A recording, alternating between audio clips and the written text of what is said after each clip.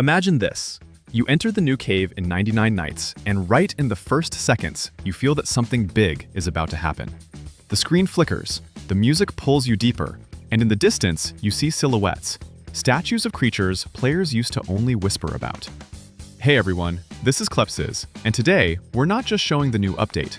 We're going to unravel the secrets of this place, break down new clues, and share a theory that might completely change what you think about the deer, the owl, and the goat. New cultists, a new bat mob, and a cave where the walls literally come alive when you shine light on crystals. Stay until the end, because I'll tell you a theory that will flip everything you know about these creatures. Let's begin. When the developers released the patch, many players thought, oh, just another boss. But this isn't just a boss, it's an entire ecosystem. The update added a new hostile main mob, the bat, new cultists, and a brand new biome, the cave.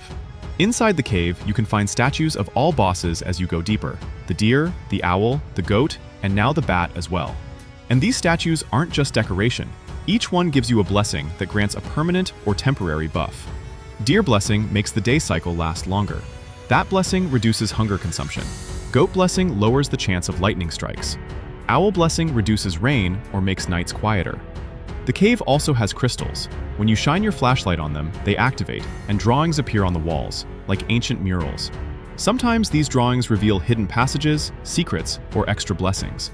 The deeper you go, the more the cave feels like a living place. Now the theory. What if these mobs aren't just enemies, but actual forest guardians, or even small gods? The more you explore the cave, the more this idea starts to make sense. Each creature has its own statue carved deep into the stone, and these statues aren't just decorations. They react to you, they glow, and they give you blessings. In almost every myth and story, only powerful spirits or ancient guardians can grant power like that. So what if the deer, the owl, the goat, and now the bat are the original protectors of this world? And here's where things get even stranger.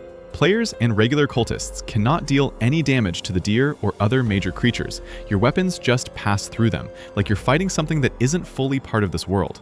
It's almost as if these creatures exist on a higher layer of reality, shielded by magic or ancient rules that prevent mortals from harming them. They're untouchable, unless they choose not to be. But then comes the weird twist. The bat can hurt the deer, and not just scare it, not just chase it, actually injure it.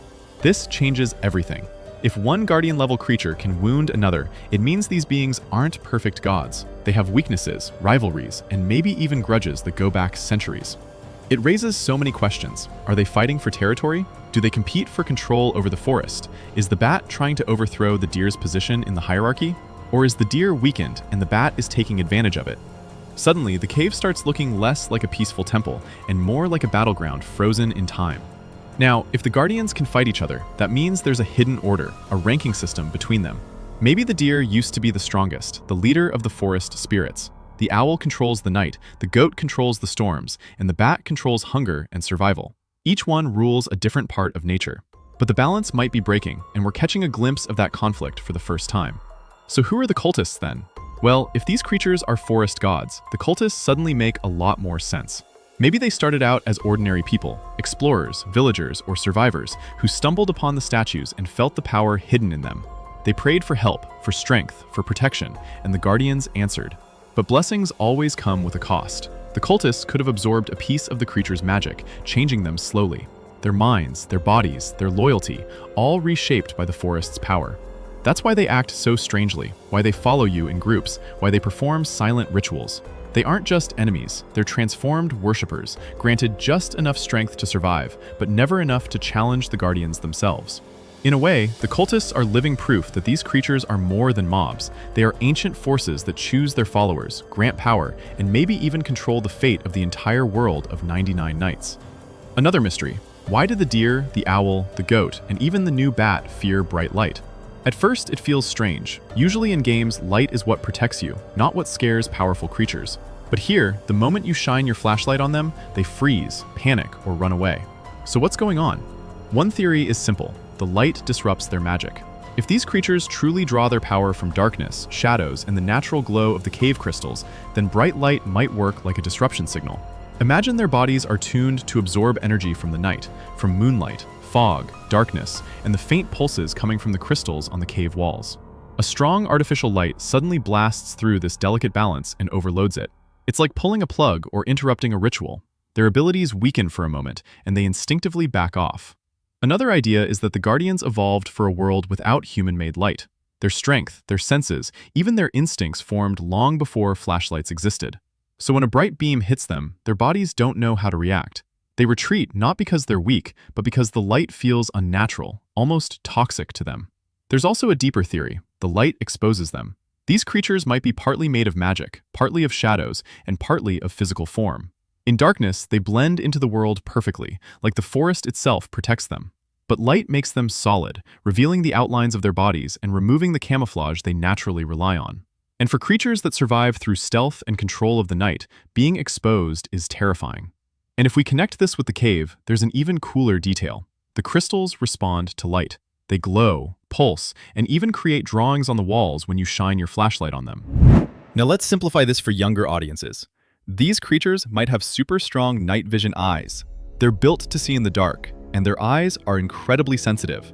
So when you blast them with light, it's like pointing a flashlight straight into your friend's face at midnight. It's painful, shocking, and they instantly step back. Think of it like a camera flash, but 10 times stronger. So whether their reaction comes from disrupted magic, sensitive eyesight, or being exposed by light, one thing is clear: light is their weakness. And that weakness might be the key to understanding how they exist and how they survive in the world of 99 Nights. Let's put everything together into one clear story. A story that finally makes sense of everything we've seen in the update. The cave isn't just another biome. It feels more like a temple, a sanctuary built long before players ever stepped foot into 99 Nights. Every corner of it carries meaning. The layout of the tunnels, the placement of the crystals, the drawings on the walls, and of course, the statues. These statues don't look like something humans carved. They're too ancient, too detailed, and they're positioned as if they were meant to be worshipped. That alone suggests that the creatures connected to them, the deer, the owl, the goat, and the bat, were seen as sacred beings, protectors, or even rulers of the natural world. The blessings confirm this even more.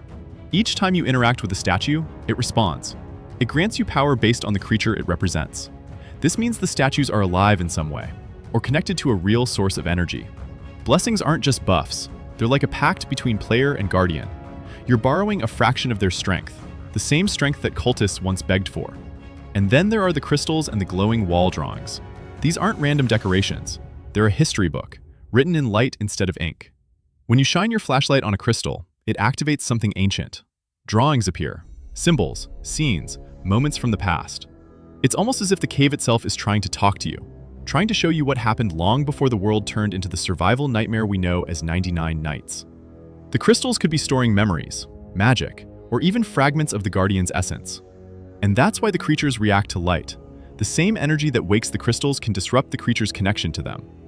Now, let's talk about the cultists. These aren't just random enemies running around.